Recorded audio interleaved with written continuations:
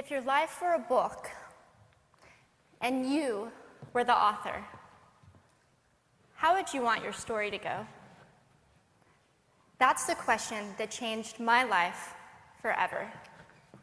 Growing up in the hot Las Vegas desert, all I wanted was to be free.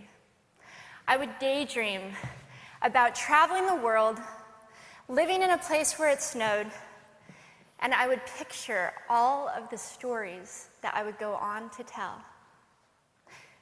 At the age of 19, the day after I graduated high school, I moved to a place where it snowed, and I became a massage therapist. With this job, all I needed were my hands and my massage table by my side, and I could go anywhere.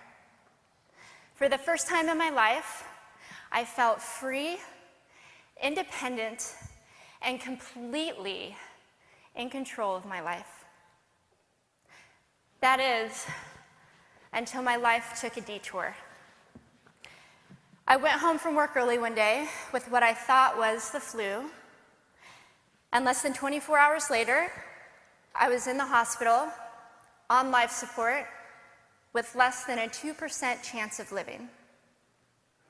It wasn't until days later, as I lay in a coma, that the doctors diagnosed me with bacterial meningitis, a vaccine-preventable blood infection. Over the course of 2.5 months, I lost my spleen, my kidneys, the hearing in my left ear, and both of my legs below the knee. When my parents wheeled me out of the hospital, I felt like I had been pieced back together like a patchwork doll. I thought the worst was over until weeks later when I saw my new legs for the first time. The calves were bulky blocks of metal with pipes bolted together for the ankles, and a yellow rubber foot with the raised rubber line from the toe to the ankle to look like a vein. I didn't know what to expect, but I wasn't expecting that. With my mom by my side and tears streaming down our faces, I strapped on these chunky legs and I stood up. They were so painful and so confining that all I could think was, how am I ever going to travel the world in these things? How was I ever going to live the life full of adventure and stories as I always wanted? And how was I going to snowboard again? That day, I went home, I crawled into bed, and this is what my life looked like for the next few months. Me passed out, escaping from reality, with my legs resting by my side. I was absolutely, physically, and emotionally broken. But I knew that in order to move forward, I had to let go of the old Amy and learn to embrace the new Amy. And that is when it dawned on me that I didn't have to be 5'5" anymore. I could be as tall as I wanted.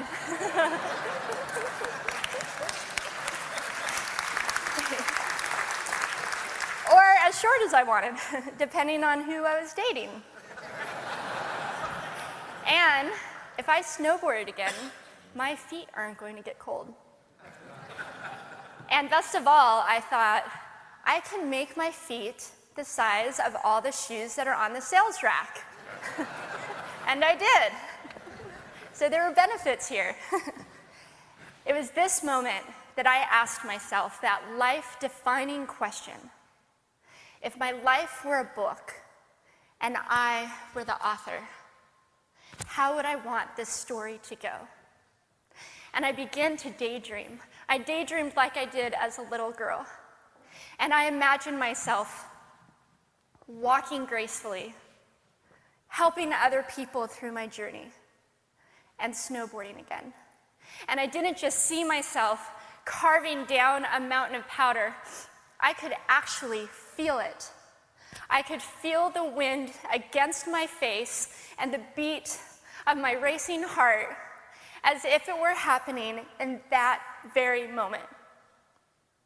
And that is when a new chapter in my life began.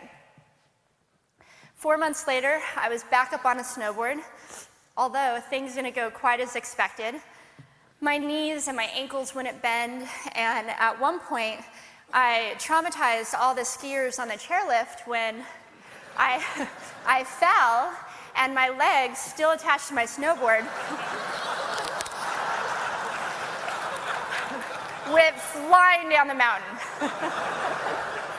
And I was on top of the mountain still. I was so shocked. I was just as shocked as everybody else, and I was so discouraged, but I knew that if I could find the right pair of feet, that I would be able to do this again. And this is when I learned that our borders and our obstacles can only do two things. One, stop us in our tracks, or two, force us to get creative. I did a year of research, still couldn't figure out what kind of legs to use, couldn't find any resources that could help me. So I decided to make a pair myself. My leg maker and I put random parts together, and we made a pair of feet that I could snowboard in. As you can see, rusted bolts, rubber, wood, and neon pink duct tape. And yes, I can change my toenail polish. It was these legs and the best 21st birthday gift I could ever receive, a new kidney from my dad, that allowed me to follow my dreams again. I started snowboarding, then I went back to work, then I went back to school, then in 2005 I co-founded a nonprofit organization for youth and young adults with physical disabilities so they could get involved with action sports. From there, I had the opportunity to go to South Africa, where I helped to put shoes on thousands of children's feet so they could attend school. And just this past February, I won 2 back-to-back World Cup gold medals. Thank you.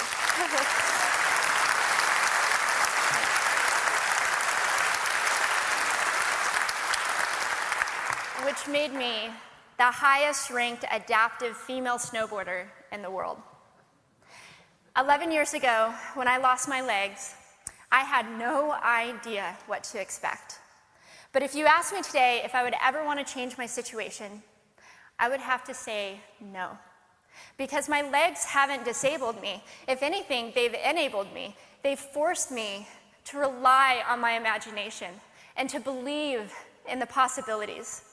And that's why I believe that our imaginations can be used as tools for breaking through borders. Because in our minds, we can do anything, and we can be anything.